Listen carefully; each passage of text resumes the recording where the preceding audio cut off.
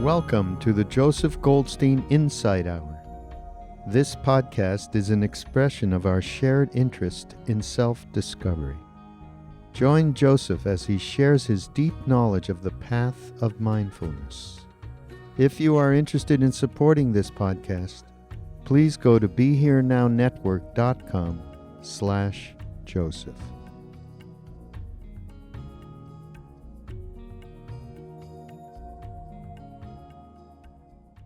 Tonight I'd like to continue the exploration of the Buddha's first discourse, setting in motion the wheel of the Dharma, or turning the wheel of Dharma. And if you remember, he began this teaching with outlining the middle way. That is, avoiding the extremes of sense indulgence on the one hand, or self-mortification on the other. And he then outlined the great framework of understanding suffering and its end in his teachings of the Four Noble Truths. Those truths that truly ennoble our lives. The first of them is coming to fully understand the truth of dukkha. I talked about this at some length last week. This evening we'll explore the second noble truth, that is the origin or the cause of dukkha. What are the conditions for its arising? Remembering that while dukkha is often translated as suffering, in a more comprehensive and more generally applicable way, it means that which is unsatisfying or unreliable or stressful. So this is from the Buddha's words of his first discourse. He said, "Now this, bhikkhus, is the noble truth of the origin of dukkha. It is this craving which leads to renewed existence, accompanied by delight and lust, seeking delight here and there. That is craving for sensual pleasures, craving for existence, craving for non-existence."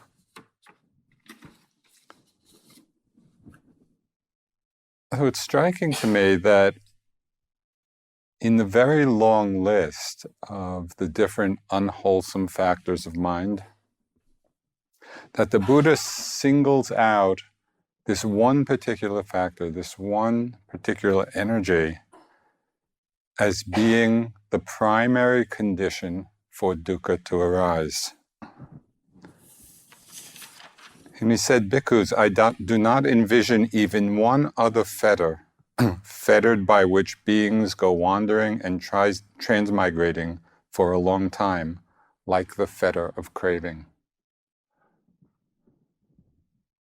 So it's this powerful force in the mind, this force of craving, that keeps the whole wheel of samsara, the whole wheel of conditioned existence, rolling on. So what is this force in the mind? What is craving? And how do we experience it in our practice and in our lives? Craving is the translation of the Pali word tanha, which means thirst, or sometimes it's translated as the fever of unsatisfied longing. And these translations of the word tanha, thirst, or fever of unsatisfied longing, it gives us a sense of its intensely compelling nature. This is not just a superficial force in our minds. It's a primal energy that seems to come from deep within our being. And it's precisely this fever of unsatisfied longing which is just the opposite of peace. Now, in English, we often use the words desire and craving synonymously. But in a Dharma context, this can be confusing. Because in English, the word desire has a range of meanings. Sometimes it is the thirst for craving, associated with greed. But sometimes we use the word desire to simply mean the motivation to do something. I have the desire to do something, the desire to accomplish something. And this can be either skillful or unskillful, depending on the motivation associated with it. But in the talk tonight, keep in mind that I am using desire and craving synonymously. So when I use desire, I'm using it to mean in particular the desire associated with greed, associated with grasping. But remembering that desire can also mean other things.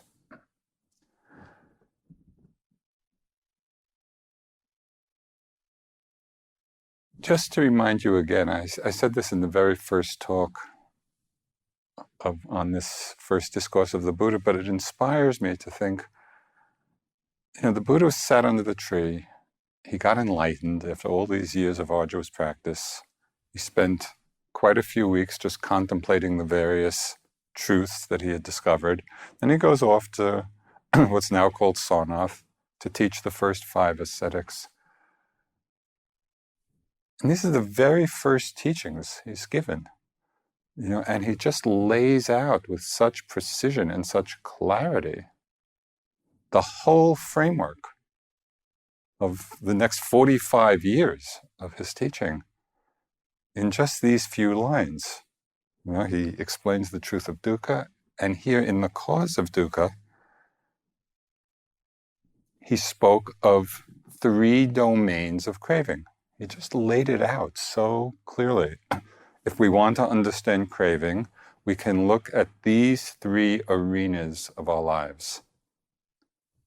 He said, it's craving for sense pleasures, craving for renewed existence or becoming, and craving for non-existence or annihilation. So the first of these, and the most obvious, is the familiar desire for pleasures of the senses. These are the pleasant sights and sounds, pleasing smells and tastes, the pleasant sensations in the body. And we can also include in this the agreeable, pleasant states of mind, when we consider the mind as simply the 6th sense. Now, when we think of this, the realm of sense pleasures, pleasant sights and sounds and smells, all this is just our usual engagement with life. This is our ordinary life, wanting and enjoying what is pleasurable and avoiding as best we can what is disagreeable. So it doesn't seem particularly striking. Isn't this just how we would want to live?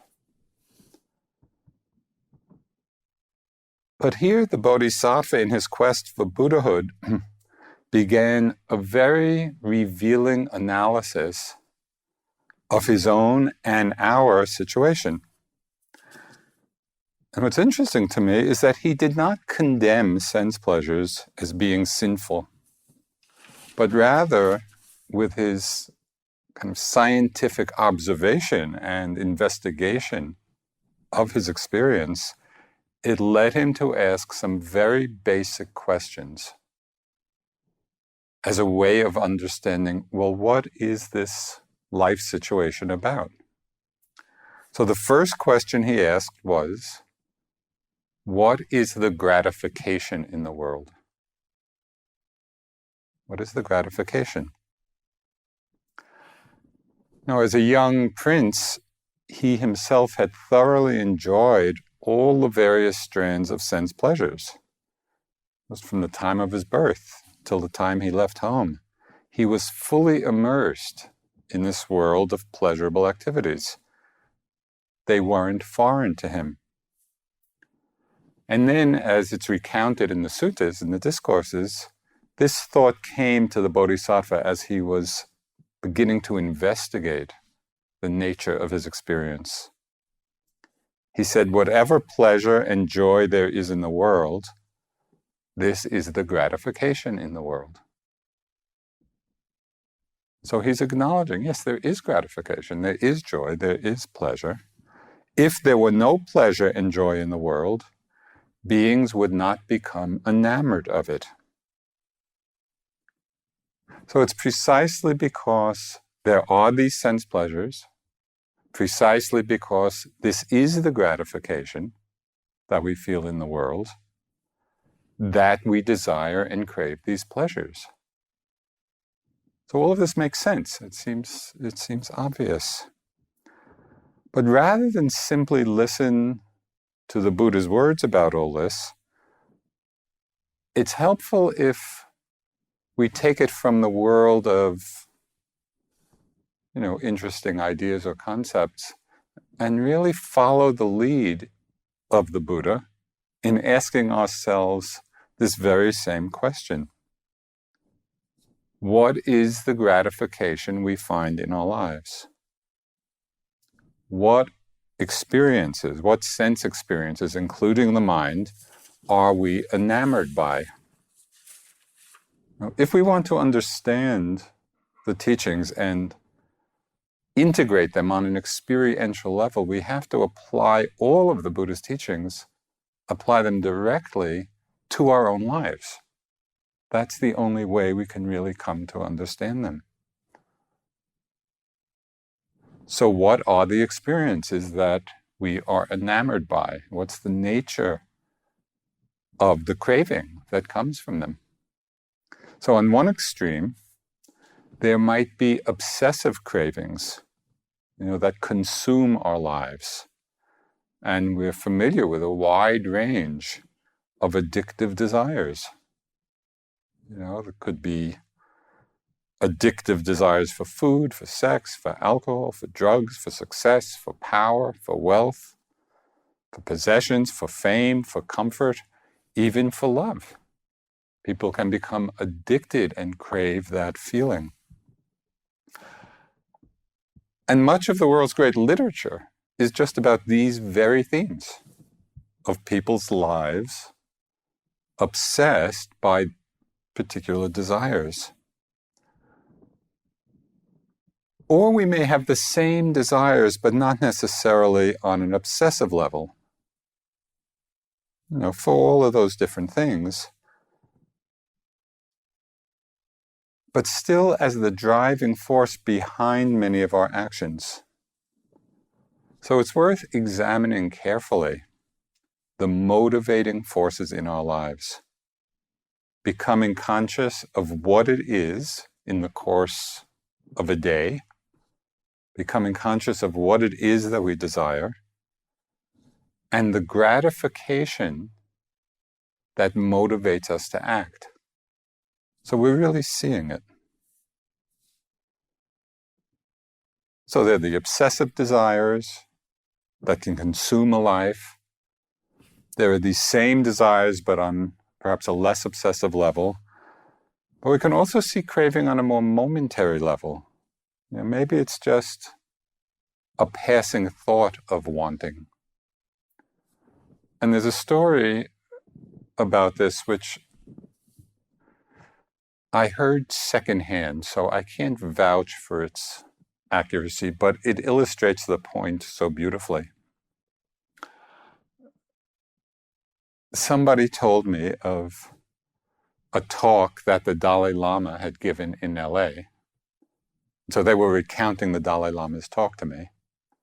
And they said that in this talk, the Dalai Lama had spoken of the ride between his hotel and the place where the teachings were being given. And every day they drove on the same road. And it happened to be on a road where there were a lot of stores with the latest technological gadgets. And the Dalai Lama is very interested kind of in the technology and science. And so he saw, I passed by all these stores with all these technological gizmos. And according to my friend who told me the story, the Dalai Lama said at the end of the week that he passed by every day, and by the end of the week, he found himself wanting things even though he didn't know what they were. And I thought, that's us. Where the mind just gets captivated by something, some possible interest, sometimes even when we don't know what they are. it's interesting to see and to watch and to observe the deep-rooted persistence of even small, innocuous desires. Desires for sense pleasures. And this, I've seen this so often on my retreats. I'll have a thought, oh, a cup of tea would be nice. And I'll just notice the thought, and it'll come and go. And 20 seconds later, the thought is there again. Oh, a cup of tea. I watch it. I'm very mindful. I see that it's just a thought. It comes and goes. 40 seconds later, thought, 4, 5, 6, 7 times the thought may come. 8th time I get the cup of tea. It's just waiting. It's just waiting for that one moment when we're a little less attentive. And so this force of craving, whether it's a really big one or just a very little one, it's a very powerful, habituated force in the mind.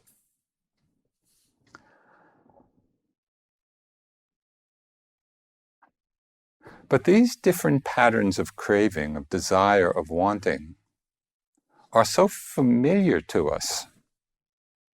They just seem to be the ordinary fabric of our lives. They don't seem particularly problematic. They don't really cause us to examine or investigate them very carefully.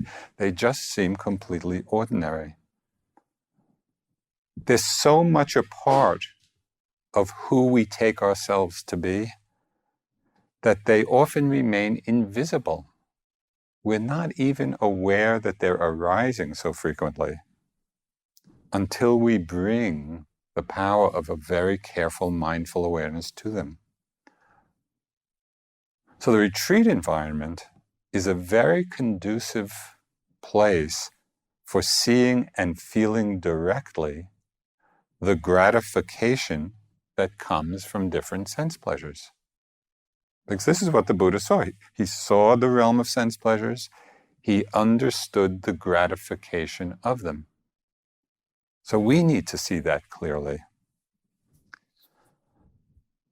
During the day, it would be interesting and instructive for you to notice, what does the mind become enamored of? And it may be very small things. And then the craving that often follows. So I was thinking about this. I was just reflecting on my own experience being on retreat here at the Forest Refuge. And I was thinking back, well, where did my mind really feel a gratification of a sense pleasure? And one of the places that I remember, just each time, when you're taking a shower, and the shower room's a little on the cool side, and then you get into the nice hot shower, and just that feel, it feels so good. And then the temptation just to luxuriate, in the warmth and the heat. It's very pleasant. It's very agreeable. And then the mind wants to prolong it. Or that first hit of delicious taste at lunch. We're waiting and finally lunch arrives. And then, the food here is so good. And just first hit of pleasure. Well, the one that I really enjoyed, maybe most of all, after a hard day of practice, just sitting and walking and sitting and walking and really putting forth a good effort, that moment when you finally get into bed and you just, your head's on the pillow and you're on the nice, comfortable mattress, and it feels so good.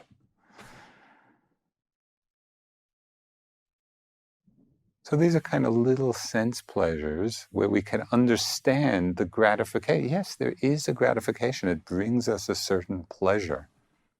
So we want to notice that, not just skip over them. It can also be, this gratification can also come in the enjoyment of pleasant fantasies and our desire for them to continue. At times, they might be enticing sexual fantasies. or food desires, or fantasies about work. Are you familiar with the yogi phenomena of vipassana brilliance? Where we're sitting, meditating, and we just get all these brilliant ideas about a work or project or the book we're going to write or something. And all of a sudden we're just caught up in the brilliance of our minds and what we're going to do. Or perhaps the more familiar phenomena of the vipassana romance, where whole relationships are played out in the mind. And often we haven't even met the person, and yet we're enamored of the pleasure of the fantasy, and we get caught up in it. So at some point of looking at all these various ways of gratification of the sense pleasures, at some point of investigation and reflection, we might resonate with the Buddha's words when he said, "Whatever gratification there is in the world, that I have found." So he just fully explored that realm of being gratified by the senses. Or are we still holding out some hope, for some new and unexpected gratification? What are we hoping for? It's going to be a pleasant sight or a pleasant sound or smell or taste or sensation or mind object. Well, the Bodhisattva did not stop with this acknowledgement, investigation, realization of what constitutes the gratification in the world. But that was the first step. He really explored it. But then he asked the next probing question. "O bhikkhus, I set out seeking the drawbacks in the world." So first he sees the gratification, then he explores, okay, well, what's the drawbacks? Now, drawback is one translation of the Pali word adinava. I'm not sure about the pronunciation. But this Pali word, can also be understood as defects, disadvantages, dangers. Okay, what are the drawbacks, the defects, the disadvantages, the dangers? Colloquially, we might call it the downside of things. What's the downside of these gratifications? So the Buddha went on, "And whatever drawbacks or dangers there are in the world, that I have found. That the world is impermanent, bound up with dukkha, subject to change." So he's really seeing very clearly, yes, there is the gratification, but these are the drawbacks. They're impermanent. They're dukkha, they're unreliable. They're subject to change. And so what the Bodhisattva is here calling the drawbacks of the world is precisely the truth of dukkha that we talked about last week. But how many of us in our lives, when times are good, when we're happy in the enjoyment and gratification of the various joys and pleasures of our lives or of our meditation practice, how many of us in those times, when things are agreeable and joyous and we're happy in the gratification, how often do we have enough prescience or foresight to stop and consider, well, what are the drawbacks here? What's the downside of this experience? Do we do that? Do we investigate at those times or not? Are we simply lost in the enjoyment and the craving and the desire for more?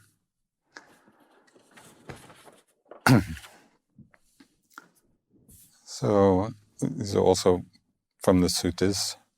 People, the Buddha said, who are not free from lust for sensual pleasures, who are devoured by craving for sensual pleasures, who burn with the fever of sensual pleasures, who still indulge in sensual pleasures, the more they indulge in these pleasures, the more their craving for sensual pleasures increases, and the more they are burned by the fever of sensual pleasures. Yet they find a certain measure of satisfaction and enjoyment in dependence on the 5 chords of sensual pleasure. Is that us or not? We're not free from desire for them. We are sometimes devoured by them. We are burning to some degree in the fever of them. And the more the desire increases, and yet we still find a measure of satisfaction and enjoyment in them. So how can we understand this? We often don't feel the burning in the fever of this craving. Usually we're more enamored of the gratification. We see that, we're enamored by it, we enjoy it, and we don't necessarily consider in those moments what the downside might be. So I thought to talk a little bit about how we can experience and explore the drawbacks, just so it comes more into our consciousness. So the first big drawback or defect or downside of sense pleasures as a vehicle for peace is that in the end, they don't deliver on their promise of happiness. We believe that they'll make us happy because of the pleasant feelings that arise. And they do bring some happiness. So it's true that we do experience an enjoyment, a pleasure, a kind of happiness from them. The problem is that these pleasant feelings, as we all know, are very impermanent. Sometimes momentarily so. The pleasant feelings are there, but they change continually. They just arise and pass away, and then we go after another and another. And before we know it, our lives are at an end. How many people live their lives in pursuit of the happiness that comes from the pleasure of the senses, mind included? It's most people. This is the realm, this is the ordinary, mundane realm that most people live in. And before we know it, we're at the end of our lives, not having been fulfilled because they are incapable of bringing fulfillment. Precisely because each one is not lasting. It's like trying to quench our thirst by drinking salt water. It just makes us more thirsty.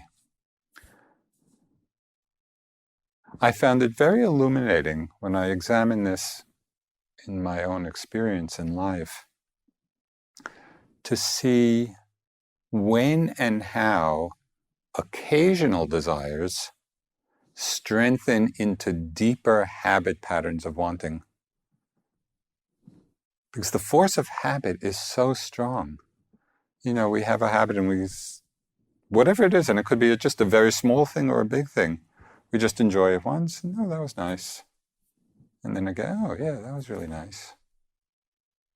And then before we know it, whatever it is, this becomes a daily occurrence. And after a while, we've incorporated another whole arena of desire and craving into our lives, and we don't even realize it because it's just become a habitual activity. We have normalized it, through habit. So I found it very interesting to watch that process. How does that occasional gratification, if I'm not really being mindful, before I know it just becomes part of how I'm living.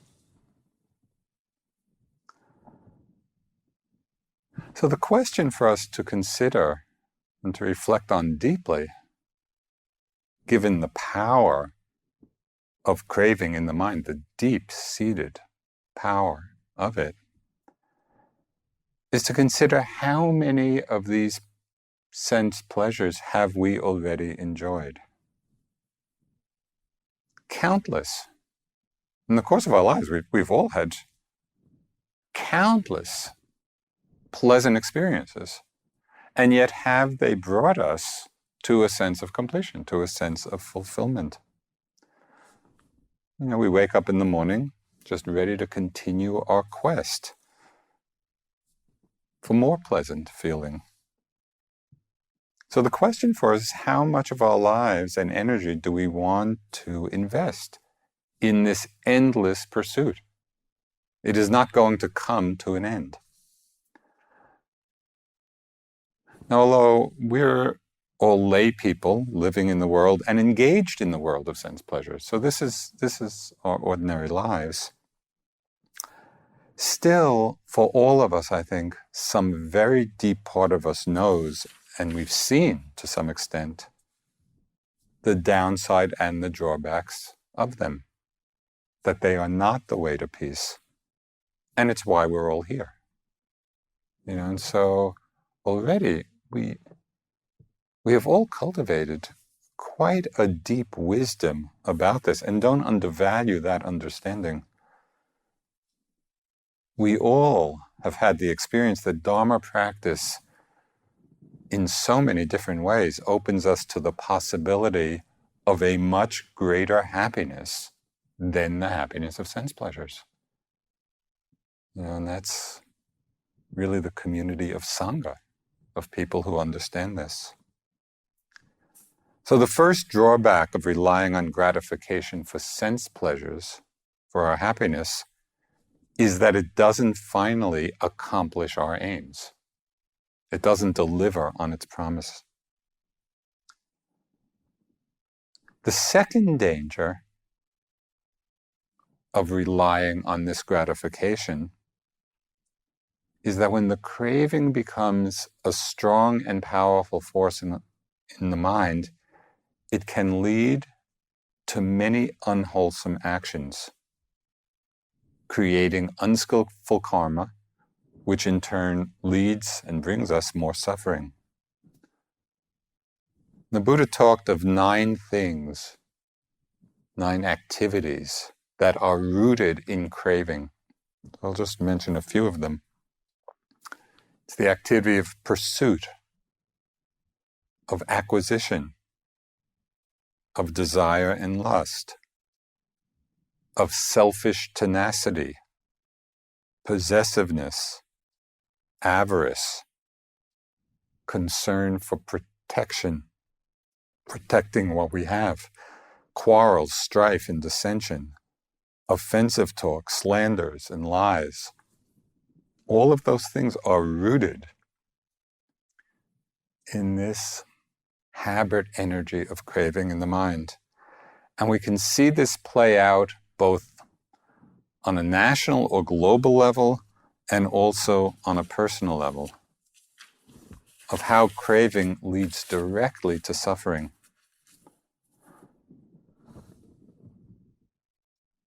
What's striking about the recent financial meltdown in this country and in other parts of the world as well, where millions of people have lost their jobs, have lost their life savings, have lost their homes. So these are very real things in people's lives. What's striking is that driven by one desire or another, people and institutions assume these huge amounts of unmanageable debt, grasping at things beyond the means to pay for them, until eventually just the whole edifice collapsed with all the attendant suffering. So what was all of that rooted in? It was all rooted in craving. It was all rooted in greed. So this second noble truth, the origin of dukkha, this is not a hypothetical proposition. This is not just kind of the Buddha creating a nice philosophy. that craving is the origin of suffering plays out so often in society at large, and it plays out in our own lives.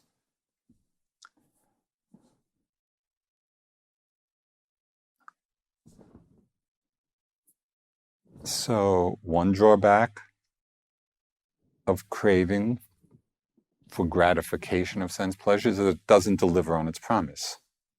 A second danger is that it leads to so many unwholesome actions which bring about suffering. We can also experience a third disadvantage or downside of craving right in the immediacy of our own meditation practice. Have you noticed any times of wanting or expectation in your meditation? Wanting some new, imagined, pleasurable experience to be happening, or a present pleasant one to remain, or an old one that we remember having, we want it to return. This is a teaching from Dilgo Khyentse Rinpoche, one of the great Tibetan Dzogchen masters. He said, if we have interesting experiences, either during or after meditation, we should avoid making anything special of them. To spend time thinking about experiences is simply a distraction. These experiences are simply signs of practice and should be regarded as transient events. We should not attempt to re-experience them, because to do so only serves to distort the natural spontaneity of mind. All phenomena are completely new and fresh, absolutely unique, and entirely free from all concepts of past, present, and future.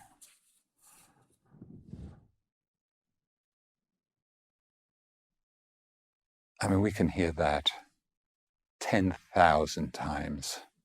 And yet in our practice, how often are we looking for the special experience, the pleasant experience? The danger here is that this expectation, the wanting, itself brings agitation, it brings suffering. What makes this particular danger so seductive is that it often comes disguised as Dharma aspiration. It seems like something good. We confuse expectation with our aspirations for our practice. But these are really two very different mind states, and it would be helpful to distinguish them clearly in your own mind. Aspiration can inspire us. We can have an aspiration for awakening, for Buddhahood, for enlightenment, to be of service to all beings. We can have the most noble aspirations. That's very different than an expectation that any particular thing should be happening right now in our practice. Expectation only leads to cycles of hope and fear. Hope that what we want will happen, fear that it won't happen. And so we just get caught on that seesaw. This is not an insignificant pattern. There's a very interesting dialogue in the suttas about this. And it's a very good teaching. So I'd just like to read, it's a dialogue. So on one occasion, the Blessed One was dwelling at Rajagaha in the bamboo grove. Now on that occasion, the Venerable Asaji was dwelling in a potter's shed, sick, afflicted, gravely ill.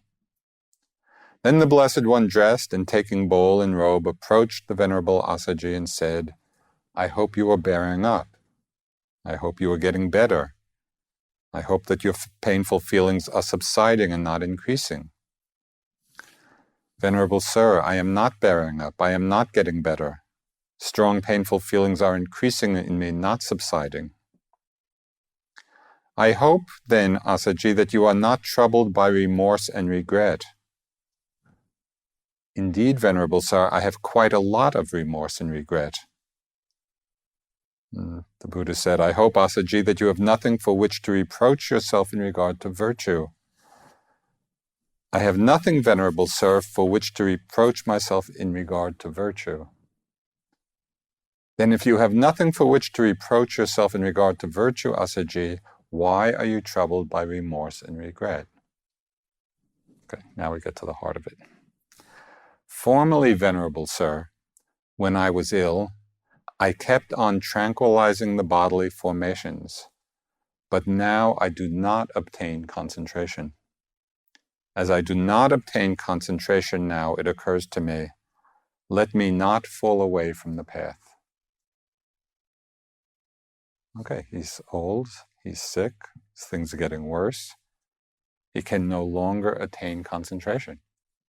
So he feels remorse and regret. And then the Buddha says, and this is really helpful to remember, it is only those ascetics and Brahmins, Asaji, who regard concentration as the essence and identify concentration with the path, failing to obtain concentration might think, let us not fall away. When we make any particular experience, when we hold the experience to be the essence of the path, then when it falls away, we might have remorse and regret. But the essence of the path, the essence of freedom, is not in any particular experience. So the next time you feel frustrated in your practice, the next time you feel some agitation, look to see if there is some expectation which is operative. Do you have some idea of what you want to be happening, as opposed to being with what actually is happening? So look, when there's suffering, when there's agitation, look to see if there's expectation, and then examine, see directly the craving that's behind it. Here, struggle, the feeling of struggle in our meditation, in our lives, can become, instead of being a problem, can become a very useful feedback. Because struggle, the feeling of struggle, always signifies that something is arising in our experience, in our lives, that we're not accepting. Because if we were accepting it, we wouldn't be struggling. So non-acceptance is really just another word for wanting. We don't accept this and we want that. When we have the courage to see the world and our life experiences clearly, we can recognize both the gratification that is there. And the Buddha acknowledged this. There is a gratification. There is a kind of joy and pleasure that we get from agreeable sense experiences, including pleasant meditative experiences. But at the same time that we see and acknowledge the gratification, that we also see and investigate and explore, well, what are the drawbacks here? What are the dangers? What's the downside of this? So then we go beyond the superficial or the conventional level of understanding our lives, of understanding our own habitual patterns. And so when we look deeper and enlarge the scope of our vision, it leads to a wiser relationship with everything that's arising. Okay, so we've talked a lot about desire or craving for sense pleasures. So there's going to be a speed course through the other two. The second kind of craving the Buddha spoke about, in a way, goes even deeper. than the craving for sense pleasures. And that's called craving for renewed existence, or craving for becoming. And it's the basic urge or desire to be. It's the desire for continued existence, particularly in pleasant realms or circumstances. And we know this life force, it's just so powerful, this desire to continue existence.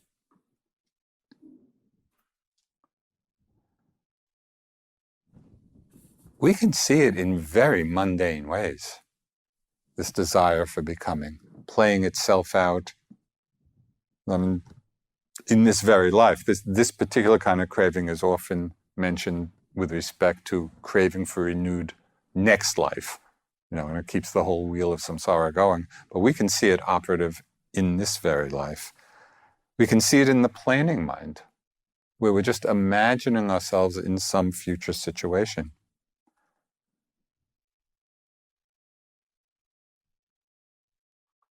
Could be in a work situation, where we're planning ahead, or an idea for a vacation. Or it could just be imagining. I remember once I was teaching in Boulder. I was sitting in my apartment, and I had a thought and an image of a pizza. And it was amazing. That thought and image lifted me up out of my chair, out the door, down the stairs, down the road to the pizza shop, got the pizza, waited, brought it home, opened the box, ate it while it was still too hot, burned my mouth. But it was just a desire, a craving for becoming. I had this idea of what I wanted in the future, and then I set this whole chain of actions and thoughts to fulfill it. And it could be in the moment like that. It could be something we think of that we want to do weeks ahead, or months ahead, or years ahead. And we set in chain this whole process of becoming. Notice how often we get lost in the mind actions of a future self. I'll do this, I'll do that, I'll go here, I'll go there. So much of our lives and our mind activity is that kind of desire for becoming. So the Buddha had a very powerful teaching about this. And it inspires, the simplicity of it inspires me to consider what would it be like to live like this. So he said, not reviving the past, not hoping to be in the future. Instead, with insight, see each arising state. Not craving for past experience, not setting one's heart on future ones, not bound up in desire or craving. What could be simpler? Just dropping into the moment, aware of what's arising. Once I was on retreat here and I was doing some walking meditation. I was reflecting on all this, and I said, the Buddha said, awakening is the end of craving. So I said, okay, Joseph, just stop it. Stop desiring. And I said, it's so simple. Just don't desire. And about 20 seconds later, the next desire came. It's so strong, and yet the practice is so simple. We just have to keep doing it, keep not reviving the past, not hoping to be in the future. Do you feel the beauty of that? I get so uplifted by that thought, of living that simply in the present.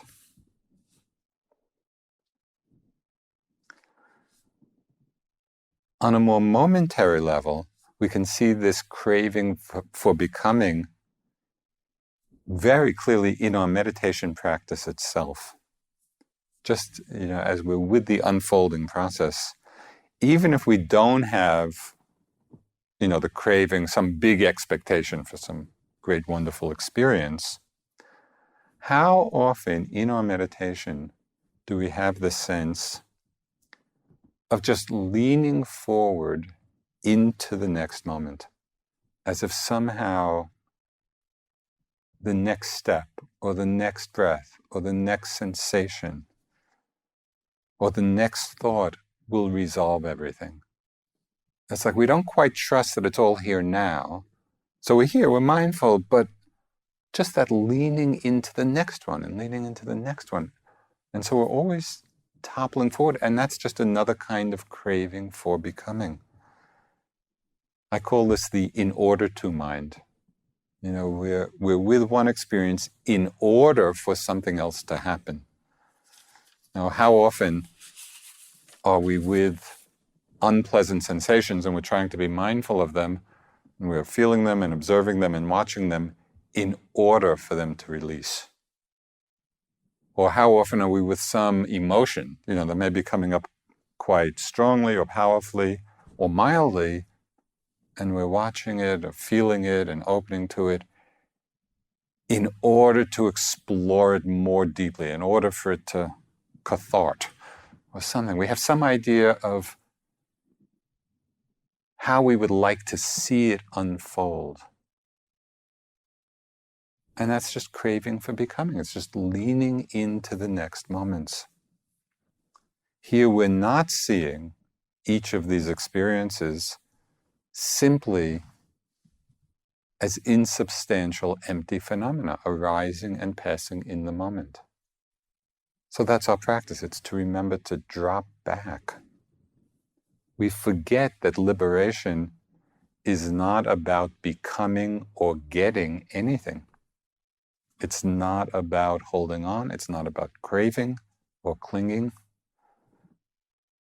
The whole practice of freedom, the practice of liberation, is the practice of not clinging, of not holding on, of letting go, of letting things be.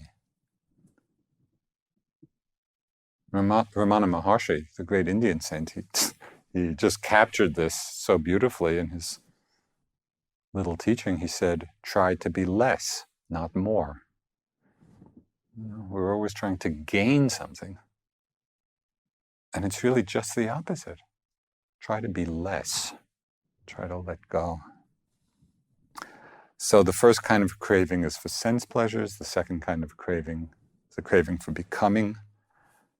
The third kind of craving, which the Buddha mentioned, is the desire for non-existence. Where the sense is, our experience is so bad, if only I weren't here. Years ago, some friends and I were kind of going through parallel experiences in our practice, and it was a real dukkha period.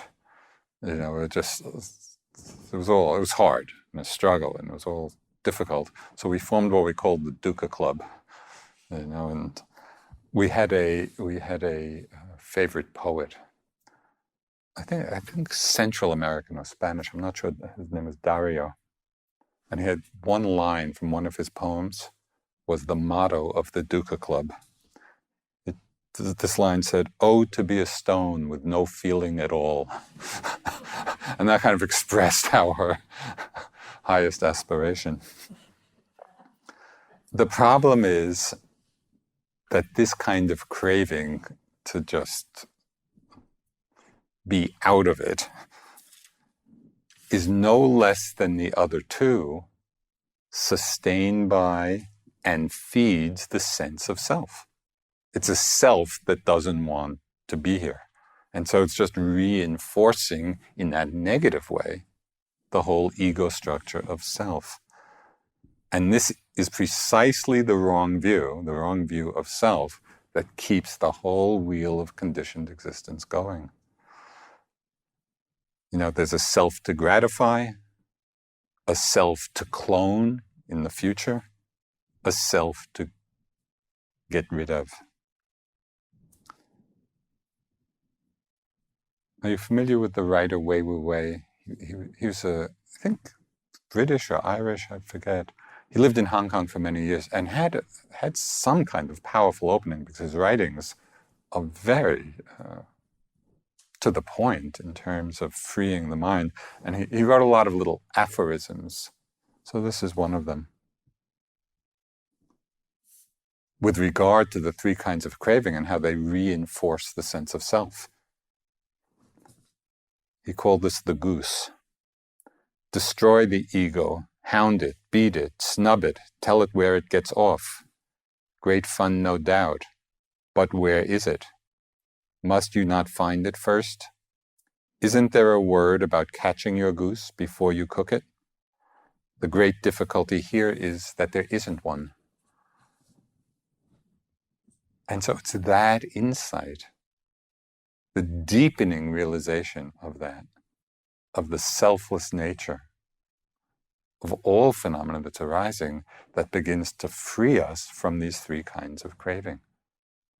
Because all of them are fed by this notion of a self.